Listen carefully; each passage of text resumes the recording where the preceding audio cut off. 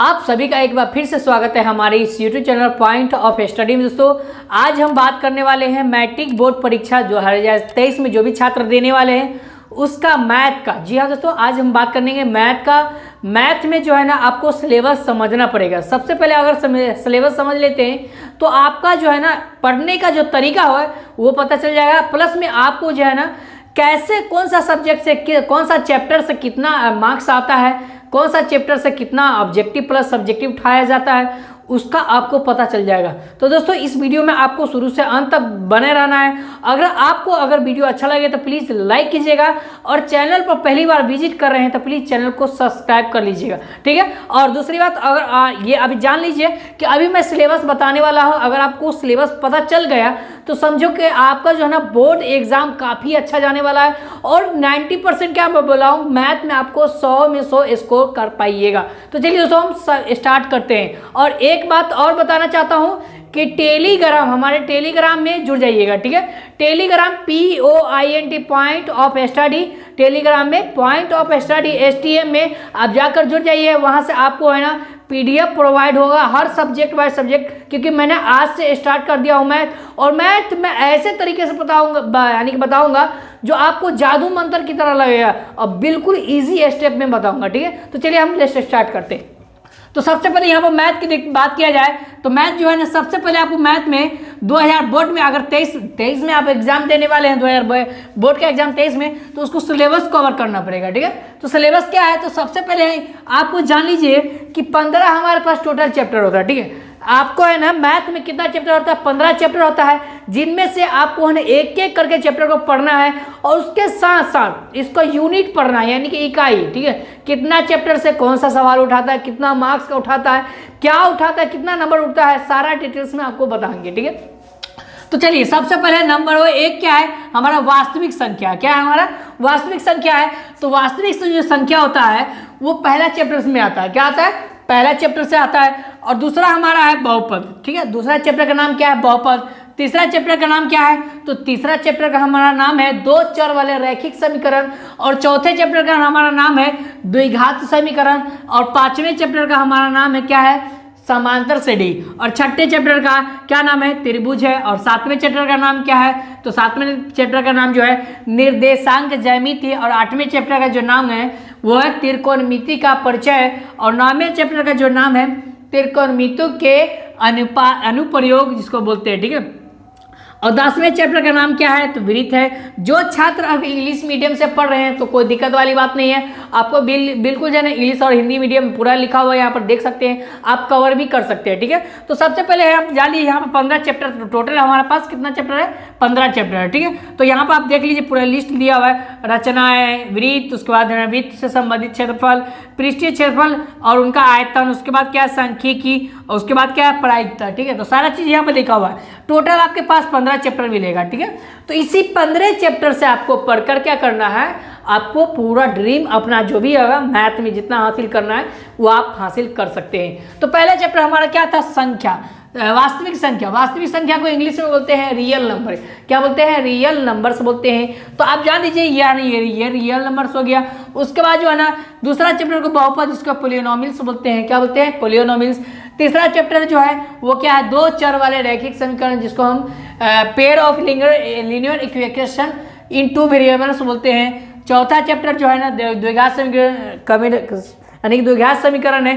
तो इस तरह से आप यहाँ पर देखते हैं, एक एक करके नोट कर सकते हैं बिल्कुल 15 चैप्टर तक, ठीक। तो यहाँ तक आपको कवर चल गया। आपको मैं बताऊंगा कि अब जो है ना कौन सा चैप्टर से कितना सवाल उठाता है, समझे, और उसका क्या नाम होता है। तो चलिए दोस्तों इसको आपको बताने वाले हैं। तो चलिए दोस्तों आप है ना वो आप नोट कर लिए होंगे, जो भी हमने बताया चैप्टर का जो नाम बताए थे वो आप नोट कर लिए होंगे। तो अब मैं बताने वाला हूँ, आपको जो है ना इतना ही सिलेबस पढ़ना है और इतना ही चैप्टर पढ़ना है, जिससे आपको देखकर पता चल जाएगा कि हाँ हमने कितना पढ़ा है और उसका मार्क्स कितना आता है उस चैप्टर से, ठीक है। तो चलिए यहाँ पर आप देखिए, सबसे पहले संख्या पद्धति दिया हुआ है, जिसको हम क्या बोलते हैं इंग्लिश में नंबर सिस्टम्स बोलते हैं। क्या बोलते हैं, नंबर सिस्टम बोलते हैं, जिससे आपको जो है ना 10 मार्क्स मिलता है, ठीक है। 10 नंबर से सवाल पूछा जाता है, 10 मार्क्स का सवाल पूछा जाता है, जिसमें ऑब्जेक्टिव प्लस सब्जेक्टिव दोनों सवाल होते हैं, ठीक है। अगला हमारा चैप्टर है बीजगणित, ठीक है। तो बीजगणित से यानी अलजेब्रा से जो है ना वो 20 मार्क्स से इसका सवाल आता है, ठीक है। तो अलजेब्रा में भी है ना यानी 2-3 चैप्टर और मिला हुआ है जिसे हम यूनिट कहते हैं, और यूनिट जो है लगभग हमारा 7 है, ठीक है। तो हमारे पास इकाई जिसको हम बोलते हैं हिंदी में और इंग्लिश में यूनिट नेम बोलते हैं। तो इसमें कितना यूनिट है, तो 7 यूनिट है। 7 यूनिट का ही मार्क्स आपको जुड़ता है, समझिए, आप देख लीजिए, ठीक है। इसमें क्या क्या पढ़ना है, यानी कि संख्या पद्धति में आपको क्या क्या पढ़ना है नहीं पढ़ना है, मैं पूरा डिटेल्स में समझाऊंगा। बट आपको इस वीडियो में कॉपी कलम निकाल लीजिए और पूरा का पूरा लिखते जाइए, ठीक है, एक एक करके, जैसे मैं आपको बता रहा हूँ, ठीक है। अगला है ज्यामिति, ठीक है। ज्यामिति को इंग्लिश में बोलते हैं ट्रिगोनोमेट्री, ठीक है, ट्रिगोनोमेट्री, ठीक है। आप यहाँ पर देख सकते हैं वो है ना 20 मार्क्स का पूछता है, ठीक है। अगला है नियामक ज्यामिति, ठीक है, जिसको क्या बोलते हैं इंग्लिश में बोलते हैं कोऑर्डिनेट जियोमेट्री, ठीक है, कोऑर्डिनेट जियोमेट्री, जिसमें 10 मार्क्स का पूछा जाता है। अगला है त्रिकोणमिति, तो त्रिकोणमिति तो बेस्ट इंपॉर्टेंट होता है जिससे 20 मार्क्स का सवाल पूछता है, ठीक है। अगला है क्षेत्रमिति, क्षेत्रमिति को हम बोलते हैं मेंसुरेशन, ठीक है। तो मेंसुरेशन से ही है ना 10 मार्क्स लिया जाता है, ठीक है, ये आप देख सकते हैं। और संख्या पद्धति और प्रायिकता दोनों मिलाकर कितना मार्क्स लिया जाता है, तो 10 मार्क्स का सवाल पूछा जाता है जिसमें ऑब्जेक्टिव सब्जेक्टिव। अब टोटल मार्क्स को जोड़ेंगे तो यहाँ पर देखिए 10 10 20 20 20 40 40 10 50 20 कितना होगा, 50 20 70 70 20 90 10 कितना होगा, तो टोटल मार्क्स आपका कितना हो जाता है, तो 100 मार्क्स का आपका कंप्लीट हो जाता है, ठीक है। अब मैं बताने वाला हूँ कि जो है ना संख्या पद्धति में कौन कौन सा चैप्टर आता है, आपको ये जानना बहुत ही ज़रूरी है, और क्या क्या पढ़ना पड़ता है वो आपको जानना बहुत ही ज़रूरी है। तो वीडियो को अगर अच्छा लग रहा है तो प्लीज़ लाइक कीजिएगा, और चैनल पर पहली बार विजिट कर रहे हैं तो प्लीज़ चैनल को सब्सक्राइब कर लीजिएगा, ठीक है। तो चलिए हम स्टार्ट करते हैं। तो चलिए दोस्तों, हम आ चुके हैं, आपको है ना अब बताने वाले हैं, समझे कौन सा चैप्टर से कितना सवाल पूछता है, क्योंकि मैंने 7 यूनिट दिया था, उसी 7 यूनिट से है ना सवाल उठाया गया है, और उसी 7 यूनिट में से आपको चैप्टर वाइज नाम को बंटवारा कर दिया गया था, ठीक है। तो मैं यहाँ पे बताऊँगा सबसे पहले संख्या पद्धति में। तो संख्या पद्धति में आपको पता ही है पहले कि 10 मार्क्स का क्वेश्चन पूछा जाता है, जिसमें से आपको है ना यूक्लिड विभाजन एल्गोरिदम यानी कि वास्तविक संख्या पढ़ना पड़ेगा। उसके बाद वास्तविक संख्या के साथ साथ जो है ना परिमेय संख्या और अपरिमेय संख्या पढ़ना पड़ेगा, ठीक है। परिमेय और अपरिमेय की बात किया जाए तो परिमेय कौन सा संख्या परिमेय होगा, कौन सा संख्या अपरिमेय होगा, जिसमें से आपको सिद्ध करना भी क्वेश्चन पूछ दिया है कि √5 एक क्या है, परिमेय संख्या के अपरिमेय, उसको सिद्ध करना है, ठीक है। 3 + 2 √5 क्या है, परिमेय संख्या के अपरिमेय संख्या, वो संख्या सिद्ध करना है। उसके साथ साथ ये ऑब्जेक्टिव भी पूछ दिया जाता है, तो आपको घबराइएगा नहीं, क्योंकि मैं इस यूट्यूब चैनल के माध्यम से आपको जो है ना एक एक करके जो है ना एक एक करके टॉपिक वाइज को हम खत्म करेंगे, और एक भी टॉपिक आपका बचने नहीं देंगे, जिससे आपको मैथ ईजी लगने लगेगा। दूसरा हमारा यानी इसी में तीसरा टॉपिक हमारा है, पहला टॉपिक का जो ना तीसरा है दशमलव प्रसार। दशमलव प्रसार में है ना कब शांत होता है कब अशांत होता है, ये आपको बताना है, ठीक है। तो जो भी है ना पढ़ाएंगे। हमारा दूसरा टॉपिक है बीजगणित। बीजगणित में जो है ना लगभग जो है ना 3 टॉपिक, इसमें 4 टॉपिक पूछता है, जिसका नाम क्या है, बहुपद। ये चैप्टर 2 का है बहुपद। तीसरा है बहुपद के साथ जो है 2 चर वाले रैखिक समीकरण, और हमारा तीसरा क्या है, तो द्विघात समीकरण है, और चौथा हमारा क्या है, तो समांतर श्रेणी है। आप यहाँ पर एक एक करके नोट कर लीजिए, आपको इसी तरह पढ़ना है, समझे, आपको एक एक करके बताएंगे। हमारा थर्ड टॉपिक है ज्यामिति, जिसको हम 20 मार्क्स का क्वेश्चन पूछता है इसमें से, और बीजगणित से भी 20 का मार्क्स का क्वेश्चन पूछता है। बीजगणित में क्या आता है, तो त्रिभुज आता है, उसके साथ वृत्त आता है, उसके साथ क्या आता है, तो रचना आता है। आप लोग एक एक करके नोट करते जाइएगा।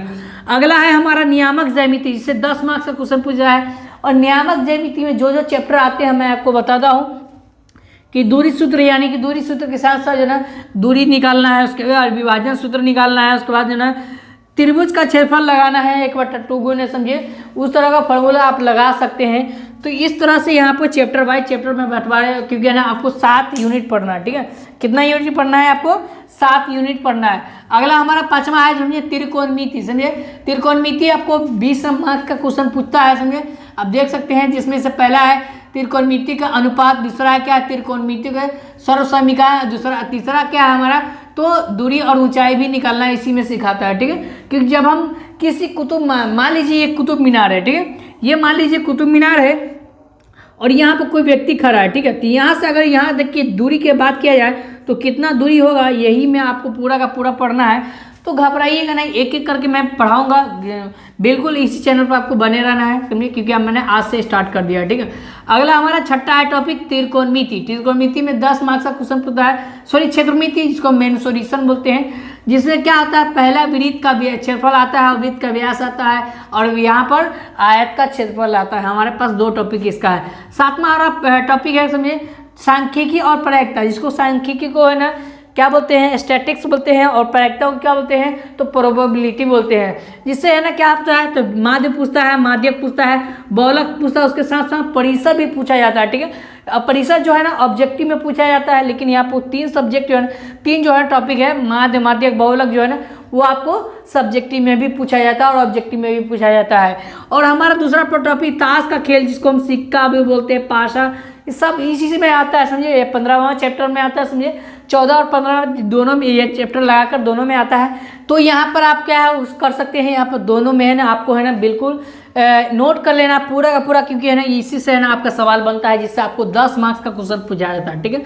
तो आई होप कि आपको पूरा सिलेबस समझ में आया होगा। कल से मैं वीडियो स्टार्ट करने वाला हूँ चैप्टर नंबर 1, जिसका नाम क्या है, संख्या पद्धति और वास्तविक संख्या। पहला चैप्टर का नाम क्या है, मैं एनसीईआरटी पढ़ाता हूँ आपको, मैं पहले वीडियो डाल दिया हूँ ताकि आपको सजेस्ट चल जाए और पता चल जाए कि हाँ हमने बुक कौन सा पढ़ा है और कौन सा बुक से है ना एग्जाम में क्वेश्चन मार्क्स आता है, यानी क्वेश्चन पूरा आता है, ठीक है। जिससे आप पढ़ कर है ना 100 में 100 मार्क्स आप पूरा गारंटी है मेरा कि आप कर सकते हैं, बिल्कुल ईजी लगेगा मैथ।